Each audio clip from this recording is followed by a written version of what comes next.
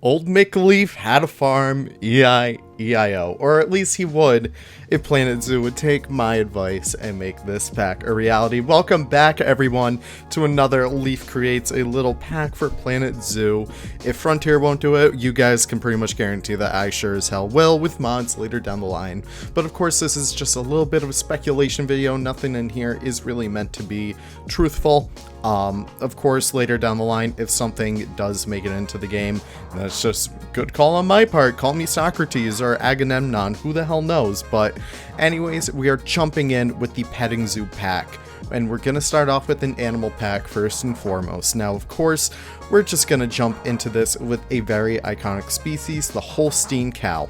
Now, the Holstein Cow is a very iconic bovine. It was domesticated a long time ago, and it is beautiful. It has the most beautiful black and white coloration, and it is such a very iconic species of cow. It is one of the most famous types of dairy cow out there, and I don't know, I just feel like these guys would make a wonderful headliner for the pack. They do very well for education, for like, you know, teaching kids about like where domesticated animals came from, what they're used for nowadays, and the whole purpose of them. I feel like this would be a wonderful start off to a pack. And leading into that, I would actually like to kind of emphasize a much lesser known one, and that is the zebu. Now, the zebu is one cow that was domesticated long ago in the Indus River Valley, and it's very adorable. They're tiny, they're small, and they're absolutely freaking cute. So look at these guys. These are some of the ones I actually saw in Lupa Zoo not so long ago, and they're so freaking tiny and they're perfect. So it's a little bit more of an international representation of them. I'm trying my best to kind of, you know, space my time out here between continents, because of course domesticated animals have been happening all across the globe, and being able to have a much more global view of animals, it's a really important thing. It just goes to show, like, you know, it goes to show that making zoos isn't all about making that one themed area for a specific place in the world. It's about combining them, kind of like Farm to Table in Foxborough Zoo. By the way, check out the tour coming out tomorrow. I'm so excited for that. But anyways, moving on from the zebu, we're taking a little stop home with the Rhode Island red chicken. Now, these guys are beautiful. They have the most beautiful bright red, kind of maroonish kind of coloration, and they're very iconic. And I feel like Rhode Island, you know what? We have no representation in Planet Zoo so far. Even the road trip map missed us. So of course, I would love to see the Rhode Island red chicken become a reality in Planet Zoo. And now we're going to take a little trip back over to Europe with the miniature Sicilian donkey. Now, of course, these guys are very interesting. They're an equine that was originally domesticated a very long time ago, more so used for packing, I guess, transport of goods and stuff. They're just very adorable now, and everyone loves donkeys. Their braying is so freaking cool too. You'll be able to hear it all across the zoos if these guys would eventually make it into the game. And I don't know, I'm just very much into them, and they have some very cool coloration as well. I love like the line going down their back, very interesting. And of course, we have the Boer goat, which is a little bit more of an Arabian kind of pick, more African than anything, I guess.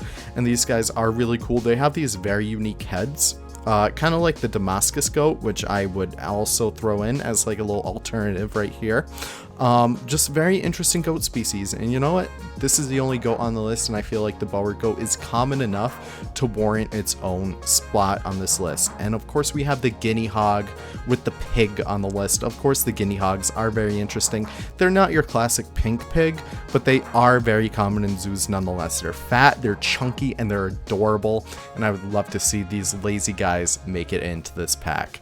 And of course, the Arabian horse. Of course, I had to include a horse, of course.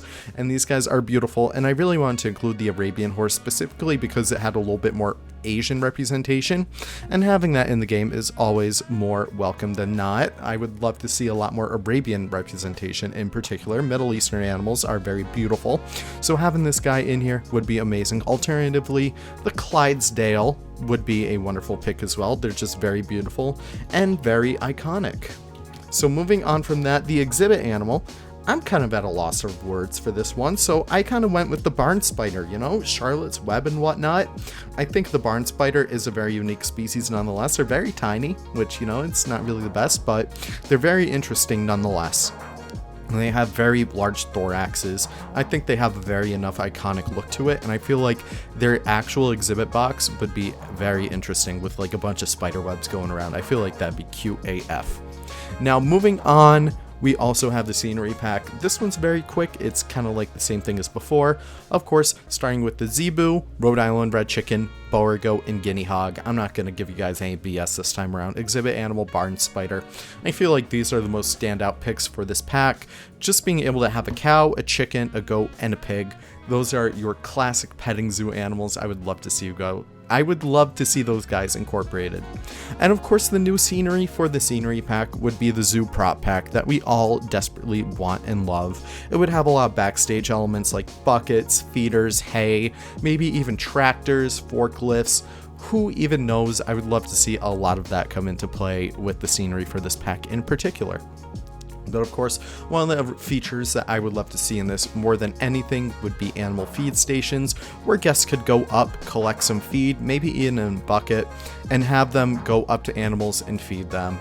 Not really sure how this could be played out with the game mechanics currently, but I feel like incorporating them via a sort of like item on the fence itself, kind of like a habitat gate, being able to incorporate that would be amazing. Maybe even having them interact directly with the animals, kind of like how we see juvenile and adult animals interact with each other. Just having the guests and animals interact with each other would be really amazing to see.